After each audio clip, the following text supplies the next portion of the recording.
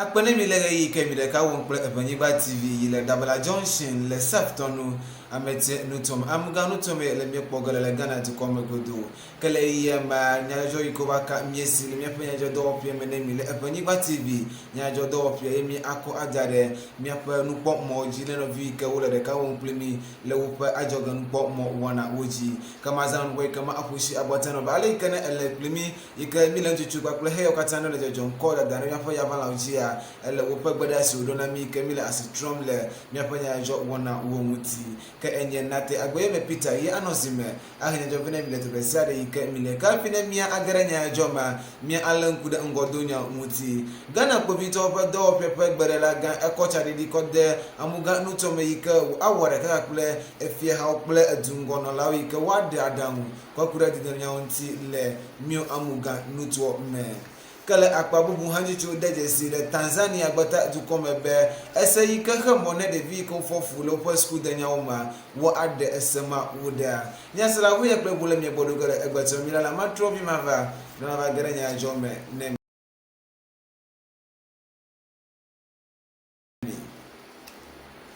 akpani mi bem le ka won kple Ebanyigba TV le Dabala Junction kele ye ma mia akonya jo ako adare ja pala ji ne mia pe nya sera mai ka wonye modern do hafi mi aten akonye le te be siara ye nya civis ke nuselins ebe English dictionary enye do ko ike edam egbe ne mia pe nya jo hafi ne wo adugbo ne mia ajego me kpekple de no nya ike mia anoku bi to pe do opie me nemi amenye egbere la Ghana ku bi to pe do opie le Ghana ti ko gudu yinye Dr. George Ekufuor Dampare ako echadede fenkeke eve wana akode etume yike wo adicha agare amuga nutome yinye voter region kanjucho dejesi be le Dr. George Ekufuor Dampare pechadede yikokode etuma enye dodoade yike ne le povito pedo pie yike anabe ntuma to kwakle povito pedo wala wa nano asile asime hana upedo wana onede nya ole miapo gologi kanjucho dejesi be le IGP alobere la pachari wana umutia adugo kwakle efie hawo adungono law adugonglaw kwakle so help enu law le nutosia nutoma yike wala nkude dideno nya kple enu yike ole perform de ete muti kejechu ha dejesi be Dr. Ekufuor Dampare agare povito podo povovo yike nele nuto de sia de me yike wo awore kakakple povito pe gbera gan yike no le ntoma me yike wa kono checho de sia de kokude povito pe kadodo kwakle dimevio nti hana ope doji yiyi kejechu dejesi be nto ado ike wonye Dabala Junction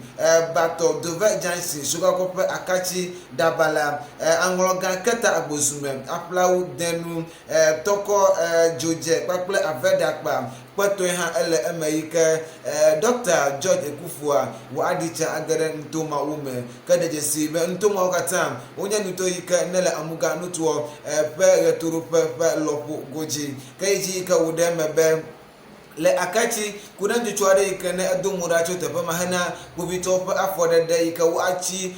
donu wo kwa so he ko funa obodo kile agbono no majegaji wana o mele nto maka le opa charidi wana o mele flangi opa akpajia kato pe amelele wana o meike no viade utibe yo akpa avukule ka bubito wa onya meike wo de asi etuta da wana mo ike wo de apotore ike wo yo etona avule pope agbeda kajo de sibe bubito pa gbera gan agare pumoto jika apa kunyi kwakple etonam avu le pompo pumio le akachi nutome kala akpabubu ha ale ikene asitanya otitrile so yope wona umem le amuga nutomo pododo le tomo yike wahe wona male ego yi amenye amuga nuto jikpole nke Dr. Yaw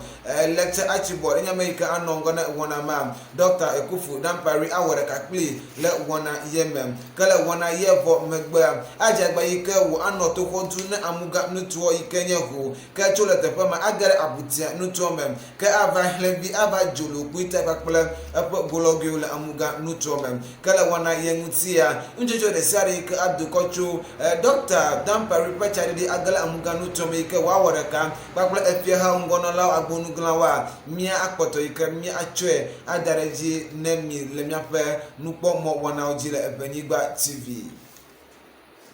Kene mia achule de no nyoma ike mia agere la mesenya ome nemi le do pe ike nenye la meseji podo pe ike na le sapton ametie nuto jipom ule podo do ike ko de etum hana dolele yinye malaria alo asra dolele ike mi pona koto mu pe amadudu wona mele mia pe amuga nuto metri le sapton ametie nuto ma ukodo do de etum bele pejinu we eve ike mi gada woje atike mdomama wona ugome ike le yefugbo mayenya long lasting insecticide treated mosquito net so le miape gologeu kanye cho dejesi bale kamina minyajo vibe oko apejunu awoko de etumhana nkongongro paklopa for de siada ngongro wana etenje fioto ye wojega auto kabi fia atike mdoyo kata wole klaro hana mama le miape gologeu ka wode mebe no vi ka ngro nko hana atike mdoyo kokwa eni oza ngro nko ikanyu petu kome vinyenye gbale ike wa dejesi open nko paklopa kapomo jesi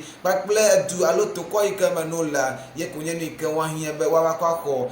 mudo ye le upe gologe ke wo de mebe kude mudo pe maza wana onti alo ne bo ko mudo ne amado wa o moti na be yi wa zen o ka amado wo zen koko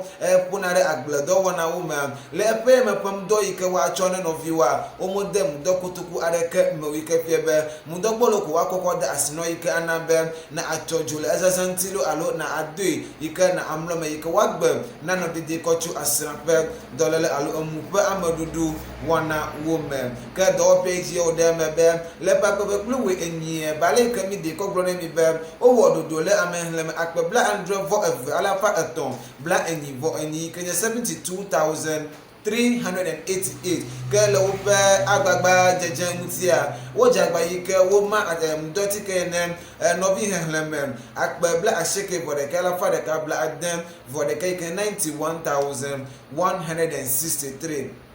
koweji yo dem be le papa be clip la for the kepen ko ngro wona umutia yo patare jinye be yo anglonko ne amenhleme akpe ala fa de kai kenye 100,000 ika yo anna atike mudo yo alo mudo tike ika waza hena zirle malaria alo asra dolele wona umuti ka wo dem ika wo daji funa no view katambe yo atopa assembly menola oji hena buludodo wona ko kuda mudo e pen banyanya ale ika wazen bakple ika wo wodo le miape gologwe women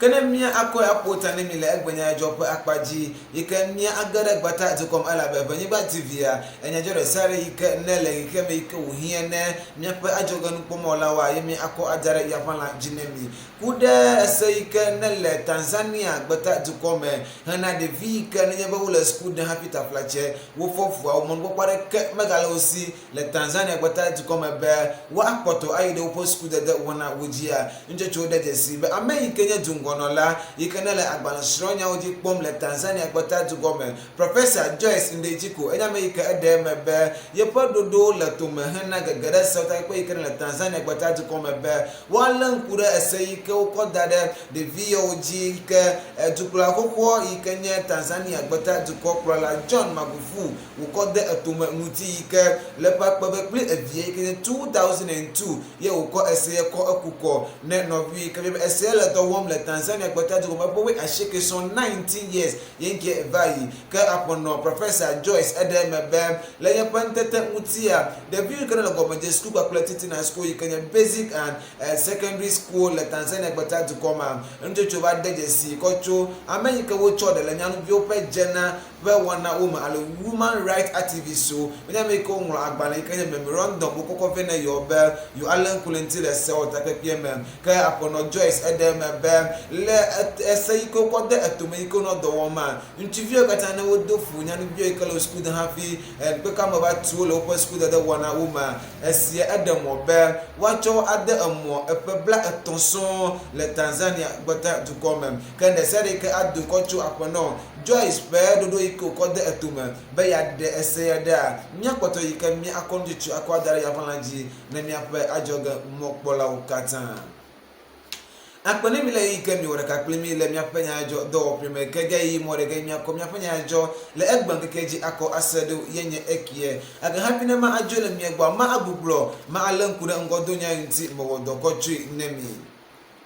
le amuga nutu ma le gidi nyope akpajia ni jo de jesi be gbere la Ghana ko bi to do pie le Ghana tu ko magudu o chonga ke ve chani di wona akwa gade amuga nutu me ke wa wareka bakple efie ha adu ngono law adu agonuglaw he pere so he opo no lawunti ko kuda de nyope nyawunti le miape amuga nutu me kala akpabu wonju to de jesi be atika mudoma ma wona wike akpere mienti be malaria dolele manye ni wike aje agbo le saftonu amete nuto mowa wo kodudu makatan ko de etumhana wona ye wowo kala gbata du koma njojo de jesi le Tanzania gbata du koma be esayi ke khamo na de fi ko fofu le post da da wona uma amerika nya dungono la ikere le agbana sonya oji poma di ko globe yo la gele South Africa amerika yo ado asi eseji kana mon popo de vio kata no fofu be wa guglo ayi de suku women nya sala yo ke gayi marga macho nya jo le ga si me ko asedo yenye eki enye nate agwe me Peter ye no zime hanjo venemi le tebresari ke mi le civis ye modern dokata fi mitin ponye le miape nupo mo woji akpanemi le miape nupo lata